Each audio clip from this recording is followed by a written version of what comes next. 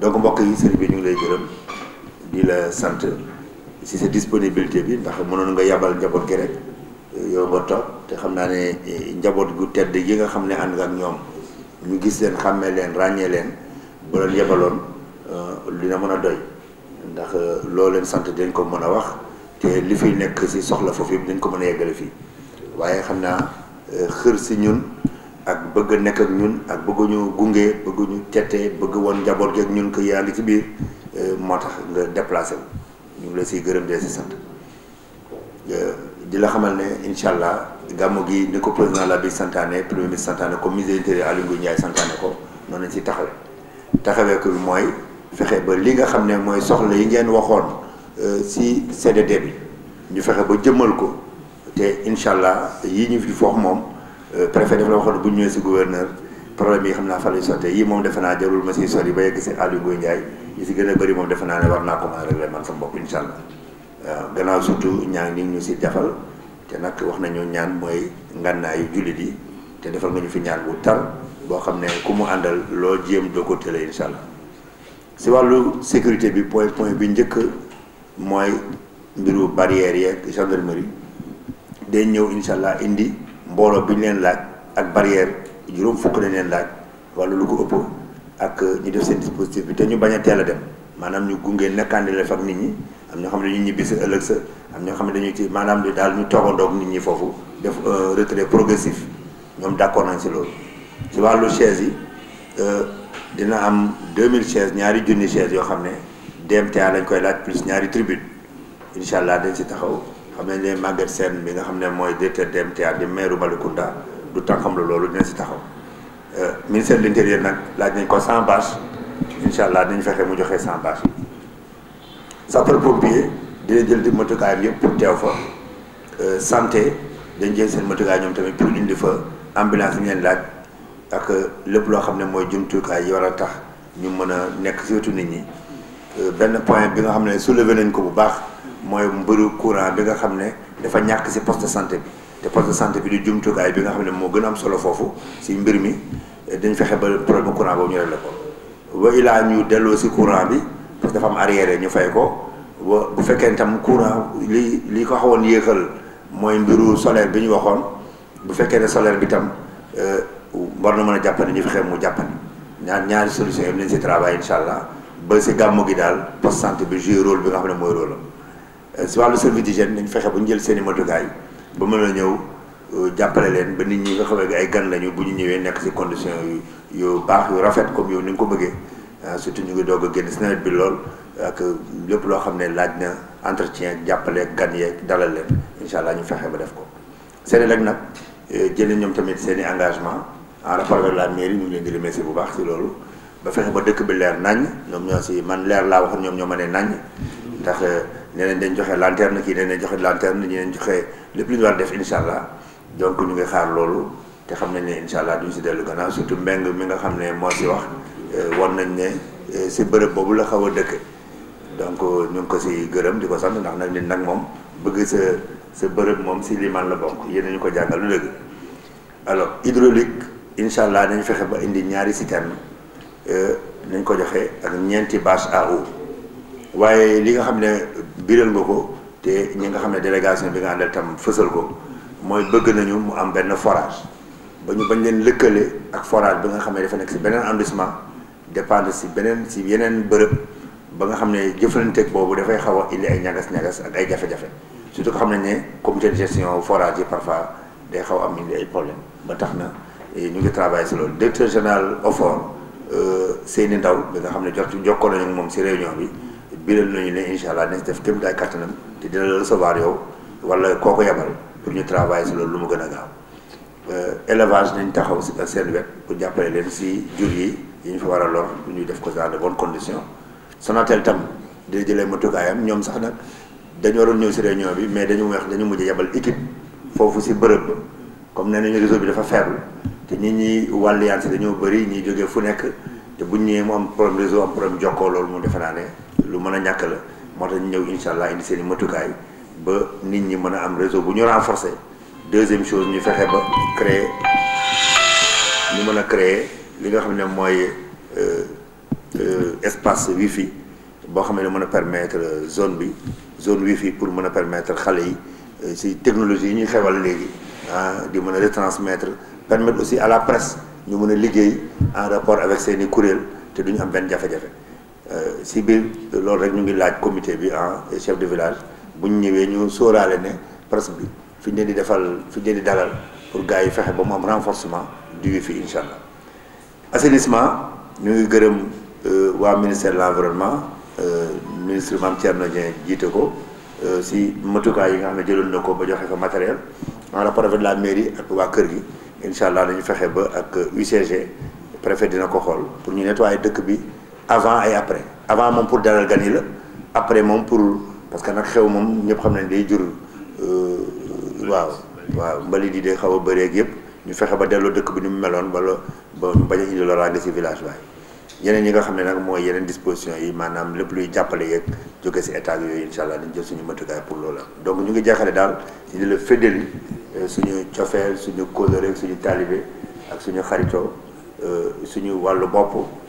bu suñu ministre de l'intérieur Aly Ngouille Ndiaye bu premier ministre ak bu président de la République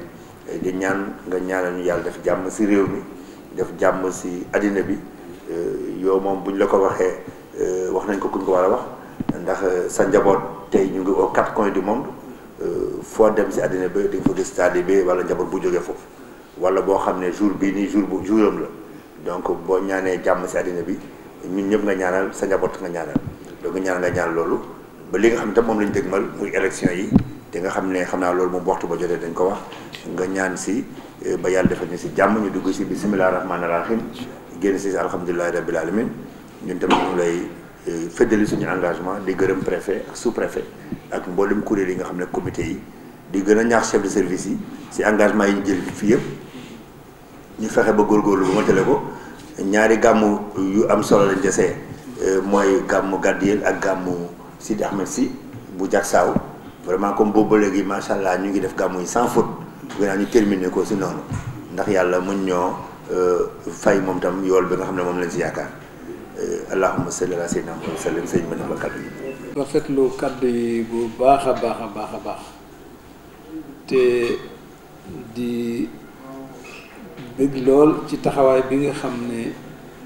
taxawee nañ ko lii di CRD bi te am lu ko jiituwul muy CRD ni nga ko waxee les sant la gërëm di nuyu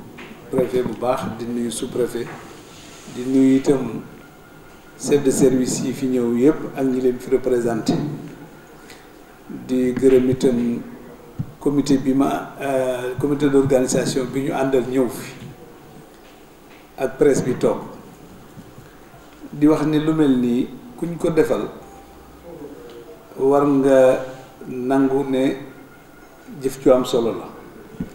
ndax dañu wax ni al i'tiraaf bil jamil reconnaître njekk ci la bokk nun bu ngeen tolloo ni ngeen toll toog woonuñu ñëw